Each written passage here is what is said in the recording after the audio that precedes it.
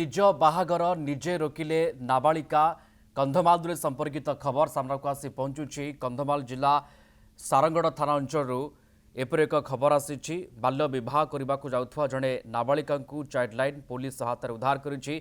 Child helpline number 1098 जरिया सारंगड़ थाना अंचल संपर्क में चाइल्ड लाइन को सूचना आसीथिला। संगे संगे सारंगड़ थाना अधिकारी को अवगत कर थाना अधिकारी तत्क्षणात टीम सहायतार नाबालिका उद्धार करते। संपृक्त नाबालिका घर कंधमाल जिला फिरिंगा थाना अंचल से युक्त 2 पास कर चलित वर्ष युक्त 3 रे नाम लिखाई। परिवार तरफ स्थिर होता विवाह पूर्व थरे नाबालिका प्रत्याख्यान करिछि। तेज चलित वर्ष पुणी थे जड़े वयस्क व्यक्ति सहित बह स्थिर होता। तेणु नाबालिका फुलबाणी ठारू दूर संपर्क मौसी घर को मौसी पुओ भाई को जोगाजोग कर चली किंतु सेठारे निजे असुरक्षित मनक टोल फ्री नंबर को सहायता पाई निवेदन करते। शेष में नाबालिका थाना अधिकारी सहायतार वन स्टॉप सेंटर में अस्थायी भाव थैथान कर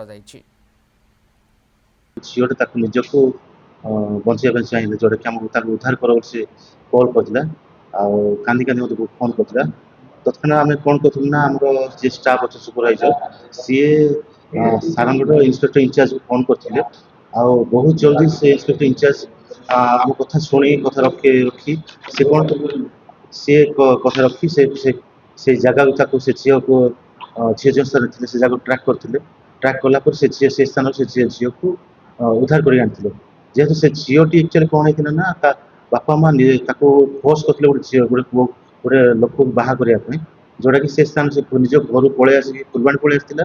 फुलबाणी आसिक से कौन करते ना निज संपर्क घर को से सारंगड़ जाइला जो स्थान कि से निजको से किसी दिन रही फेरिबल भाई से स्थान जो से निजको असुरक्षित मन कर समय से चाइल्ड हेल्पलाइन फोन कर चाइल्ड हेल्पलाइन फोन कलापर आम इन्स्पेक्टर इंचार्ज सारंगड़ पुलिस फोन करते अति शीघ्र से स्थान झील को उद्धार करते।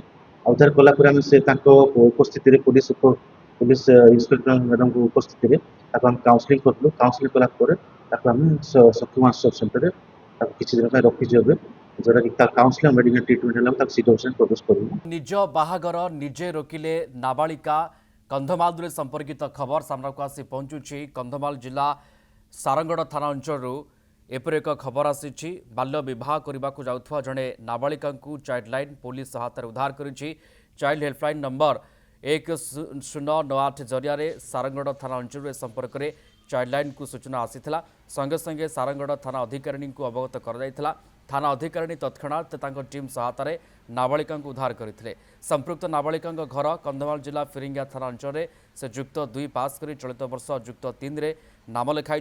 परिवार तरफ स्थिर होता बह पूर्व थरे नाबालिका प्रत्याख्यान करिछि।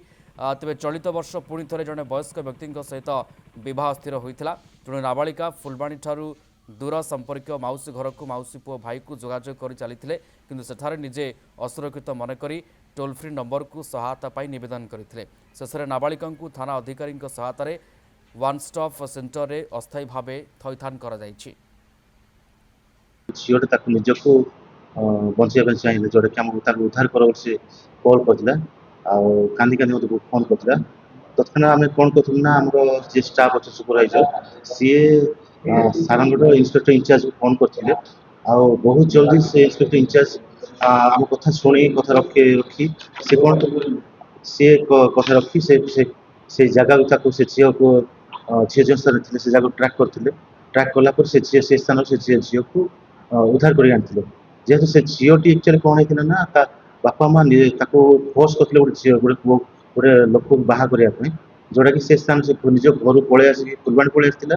फुलबाणी आसिक से कौन करते ना निज संपर्क घर को से सारंगड़ जाइला जो स्थान कि से निजको से किसी दिन रही फेरिबल भाई से स्थान जो से निजको असुरक्षित मन कर समय से चाइल्ड हेल्पलाइन फोन कर चाइल्ड हेल्पलाइन फोन कलापर आम इन्स्पेक्टर इंचार्ज सारंगड़ पुलिस फोन करते अति शीघ्र से स्थान झील को उद्धार करते।